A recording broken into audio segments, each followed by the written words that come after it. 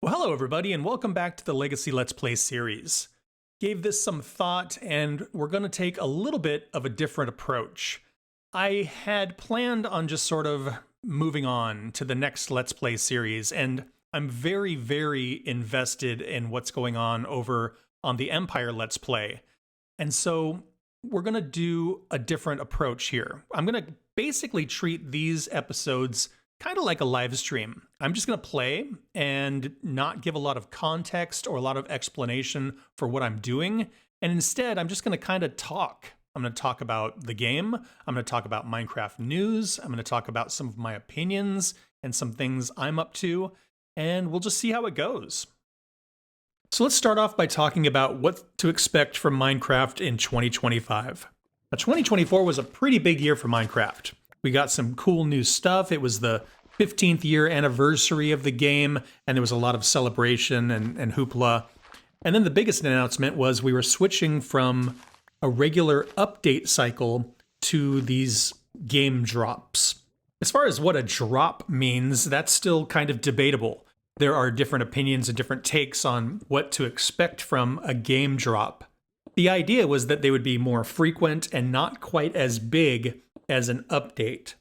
And the first drop that they formally announced was this winter drop that we just got. But they did go back and sort of retcon a few of these smaller updates and relabel them. They went back and relabeled Bats and Pots as a drop and Armored Paws as a drop. Bats and Pots, we got a new skin for the bats, and then we were able to put items inside of clay pots. And then Armored Paws, we got armadillos and wolf armor. Now, as far as a drop, wolf armor and a new use for a block, that's a nice little enhancement. Now, this most recent drop, we got a new wood set, we got a new resin block set, we got a new biome, we got a new hostile mob with an entirely new game mechanic as far as how it works. So comparing drops, there is a tremendous amount of variance. Now, what we know for sure is that there's going to be another Minecraft Live, probably coming up in spring from the hints, and then there's going to be periodic game drops. Now, aside from the major game enhancements that we're going to call drops or updates, Bedrock does this whole marketplace thing. Java doesn't have access to the Minecraft marketplace. And in the marketplace, they come out with different things all the time. And some of these things they come out with are themed or are groups of like objects, different animals or different skins and things like that. And those things probably won't ever come to Java. I'm not going to open the whole can of worms that is game parity between Bedrock and Java, but I just think it's interesting that these game drops, which come to both platforms, enhance the main game, but Bedrock also gets these waves of new content all the time.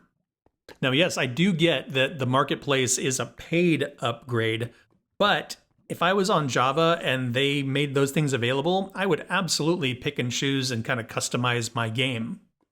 Now, Java does have a pretty robust mod system, and so it is not exactly an apples to apples comparison, but I think it's interesting that Minecraft Mojang, they don't make mods, but they do make content for the marketplace.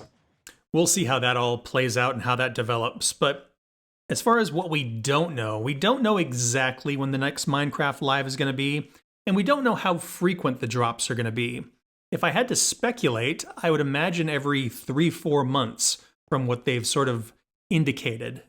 Now, again, using the words game drop to indicate smaller, more frequent updates to the game, I don't know if a game drop is going to be as big as something like an end update or a new dimension. But then again, this winter drop that we got was pretty substantial as far as a drop goes. Now, as far as my hopes and wishes for the game, I really hope that the game drops are about every 3 months. I think that's just a really great cadence to keep people excited and engaged with the game. And as far as my hopes for some of these drops, The end has been neglected for a long, long time, and besides Elytra and a few blocks and a dragon fight, there's not a lot of reason to go or stay in the end. The Nether update that they did a few years ago was really well done and welcome. It added biomes to the Nether and lots of new mobs, but even it has gotten a little long in the tooth, and I wouldn't mind a little bit of an upgrade to the Nether. But then again, this whole Pale Garden, this biome that is a different look, doesn't make music, the sky is gray. I would have never ever even imagined something like that. So it is entirely possible that they could add another biome that behaves differently. What if there was a biome where it was daytime all the time? That would be absolutely bizarre. That would be crazy. I also wish that there were more biome-specific mobs like the creaking, so that if you saw that you were entering a certain biome, you'd think twice about whether or not you wanted to traverse through that kind of terrain. A couple years ago with the mob vote, they had the Iceologer, and that would have been a really cool mob where you'd think twice about going up into the mountains because there could be this pillager up there that would kill you with ice.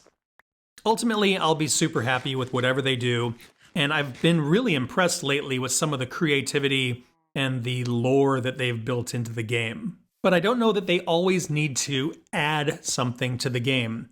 There are so many blocks and so many items that just have a single use, and I would love it if they kind of went back and revisited some of the existing items and updated some of the uses or gave certain items more uses. So who knows? We'll see how it goes. My Empire Let's Play series just crossed 30 episodes, which is wild to think about. It still feels really new in my head, but I've been doing it for a few months now, so I guess it all makes sense. I had talked about doing some other types of videos. I do some short films and things like that, and I was considering posting those so that people could see them.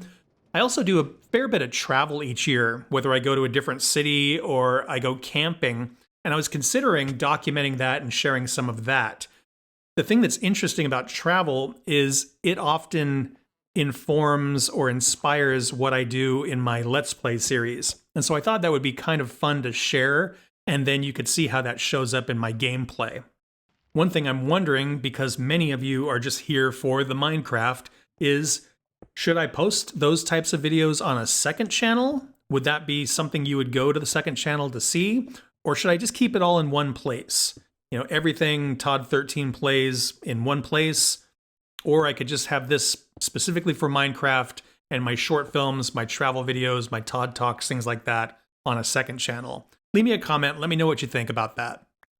I do have a trip coming up next month. I'm going to go to Las Vegas for just a short break.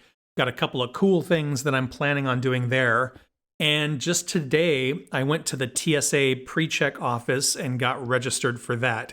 I'd never done it before. Usually I just wait in line in security like everybody else. But I'd always seen people just kind of cruise through. And I had a coworker who talked to me about it and mentioned that it takes 10 minutes to sign up. It costs, I think, $75 for 5 years. I didn't realize that it was so inexpensive. I thought it was $75 a year, and I usually only fly maybe once or twice a year. And so I just never bothered. But yeah, you just go and fill out an application, you go down to the office, they fingerprint you, they take a couple of scans of your documents, and off you go.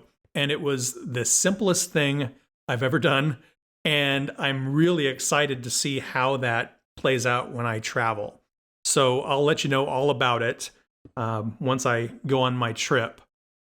If you've stuck around this long, thank you, first of all. I sure hope you're subscribed, because this is the kind of thing I do all the time. I play Minecraft, I talk about Minecraft, and I do some other fun and cool creative stuff as well. I will do these videos periodically. I think I will do them as game news sort of develops. So, maybe once a week, maybe once every other week. We'll see kind of how that cadence shapes up. And then as far as the work I'm actually doing in the game, once I finish something, I'll do a little bit of a walkthrough and share out some of the things that I've built or plan on working on. So that's that. And I think that's where I'm going to wrap this one up. If you want to be like these folks and help support the channel, click the link in the description and buy me a coffee. And thanks for watching. I hope you had fun. Please like and subscribe if you want to follow along on the adventure, and I hope to see you all in the next one. Bye-bye.